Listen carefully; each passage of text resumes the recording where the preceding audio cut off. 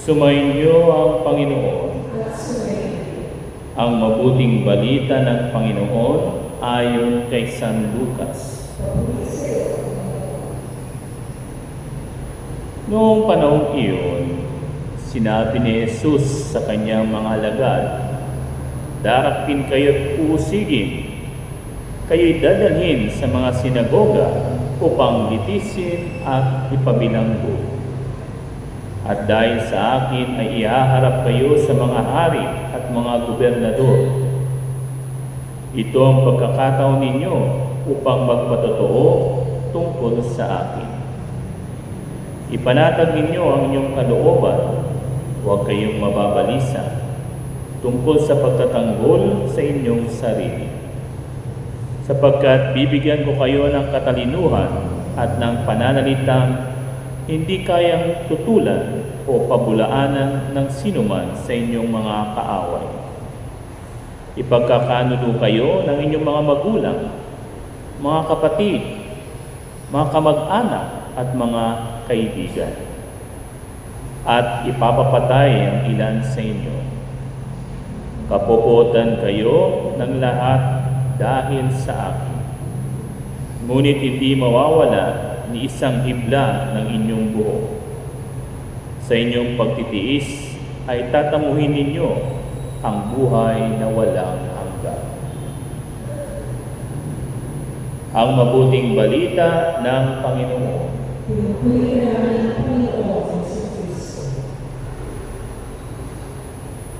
Ipagkakanulo kayo ng inyong mga magulang, mga kapatid, mga kamag-anak at mga kaibigan. Kapuputan kayo ng lahat dahil sa akin. Magandang umaga po sa inyong lahat, brothers and sisters. Ayan. Batiin mo yung iyong katabi, good morning, magandang umaga. Ayan. Sana po nakangiti kayong lahat. Hopefully. Bakit? Kasi po, ngayong araw na ito, ay inaalay ng simbahan para sa ating mga kapatid na persecuted Christian. Kaya nga, ang ano ng CBCP, payo ay ang lahat ng mga simbahan o mga Catholic schools ay dapat nakakulay pula. No? Ngayon po ay tinatawag na Red Wednesday. Buti na lang, may mga nakapula. Ayan. No? Today is Red Wednesday. Bilang pakikiramay sa ating mga kapatid na hanggang ngayon tumatanggap ng persecution. No? Ng, sabi nga, pagkakanulo. No? Karalahanin po natin, no? Sa Ebanghelyo, sinasabi sa atin ng Panginoon, there is no persecution without betrayal. And there's no betrayal without persecution. At ito po ang nakakalungkot. Alam niyo, may napanood akong palabas, siguro, para sa mga bata, sa ano, no? Kahit ano, yung Transformer 1, ano po, no? Labas ngayon sa mga sino. And then, meron din yung isa, yung X-Men, ano to? First Class. No? At maraming mga film about superhero na minsan interesting. Bakit? Kasi doon sa palabas na yon o sa film na yon, makikita natin na merong pagtataksil sa bawat protagonist o bida. No? Si Professor X at saka si Magneto, si Optimus Prime at saka si Megatron. No? Anong nangyari sa kanila? Pareha silang magkaibigan. Pero sa bandang huli, no, ipinagkanono nila ang bawat isa. Of course, yung ano, no? At anong nangyari? No? Kay Megatron, kay D-18, o kay sawag dito, kay Magneto, they become villain or kontrabida. Kaya nga, we can see in a betrayal, in an experience of betrayal, either you become a hero or you become a villain. Sa Tagalog pa, no, pwede kang maging bida or kontrabida, no, sa buhay mo at sa buhay ng ibang tao. No? At yung mga Christian, no, most of them, especially on the first century of Christianity, some of them, like Saint Cecilia, no, Saint Lucy, no, they are all martyred because they were betrayed by their own kin, kanilang mga kamag-anak, no, because of their faith in Christ. Kaya huwag ka nang magtaka, brothers and sisters, no, na kapag gusto mong sumunod kay Lord, kay Mama Mary, maraming magper-persecute sa iyo, maraming magmamarites sa iyo. Sasabihin, simba ka ng simba, baka lumagpas ka na sa langit niyan. Di ba? Sasabihin, no? Wala namang nangyayari sa buhay mo, no? Anong gagawin mo? No? Either mag-give up ka, ma-depress ka, sabihin mo, sinaktan mo ang puso ko, sinaksak mo ng kutsilyo, no? Ayan, no? Either ganun ang kakantahin mo o magiging team song ng buhay mo or gagayahin mo yung mga santo or mga hero that through the betrayal they emerge as heroes, as saint. No? Ganun.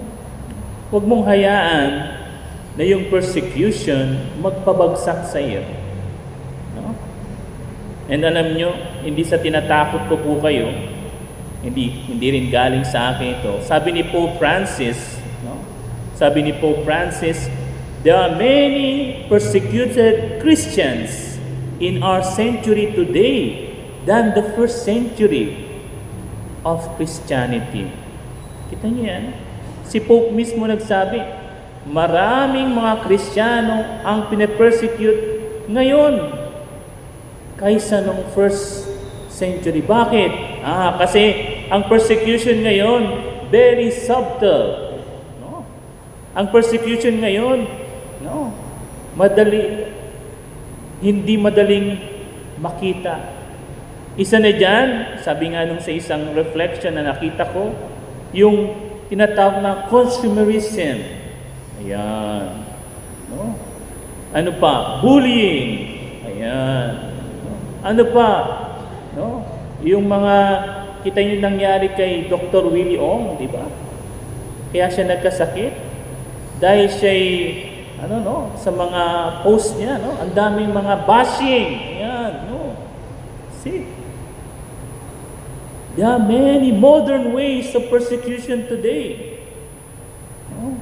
Kita nyo lang sa mga palabas, no? Sa sine, sa TV, na parang sinisiraan yung mga tinuturo ng simbahan, especially regarding morality. Ayan. Ito ba? Sinisiraan. The church is being persecuted for upholding the dignity of marriage, of family, and of life. Ayan. Makita nyo, no? How there is no persecuted religion than Christianity, especially Catholicism. No? Nalulungkot nga ako, no? Madalas yung mga pinapakitang video, no, ng mga pastor ba yun o mga na binabasag yung mga statwa, no? Binibidyo pa nila kung paano nila basagin yung mga imahen, yung mga sunugin, yung mga no? Nila-live stream pa nila yung paninira nila sa simbahan. See? And it's worse. than the first century Christianity. No? Yung bang sa loob ng barangay, sa loob ng pamilya mo, yun ang pinakamasakit. Yung mga malapit sa iyo, yun ang magpe-persecute sa iyo. Imbis na suportahan ka, sila pa yung umahadlang. Kaya nga, brothers and sisters, hingin natin kay Lord. And today also, November 27, merong tayong sineselebrate na Marian Memorial o Feast. Ano yun? Tingnan natin kung alam nyo. Anong Marian Feast supposed to be ngayon?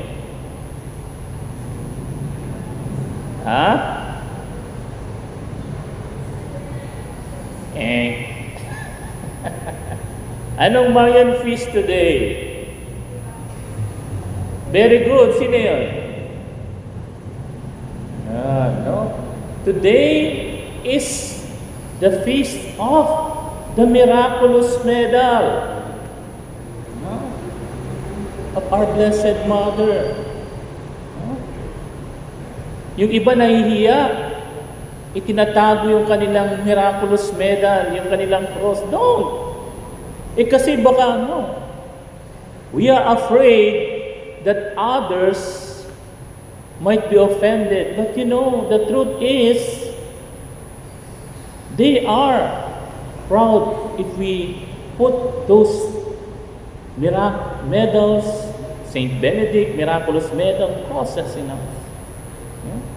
Minsan, naalala ko may isang sister. Sister, asa yung miraculous medal mo, nakatago mo. Ganun ba yun? Are you ashamed of being a Catholic? Kasi yung iba, ikinahihiyang magrosaryo, ikinahihiyang, why? Kasi baka ma-offend, You don't want to offend others, but you want to offend God? Ayaw mong ma-offend yung ibang tao, pero ino-offend mo si Christ. Remember what Jesus said, if you deny me in front of others, I will deny you in front of my Father in heaven. Huwag po nating ikahiya yung ating mga medals, yung ating mga cross, yung ating mga rosary. Be proud of that, because that is a sign that you are a true Catholic. At sana, ganun din ang ituro natin. Let us not be afraid of persecution, because that will remain until the end of time. That will remain. But what is important is our conviction, our courage to profess our faith. Let us not offend God in order to please man. And let us ask Mary, our Blessed Mother, to help us be courageous, be convinced of the beauty and truth of our Catholic faith.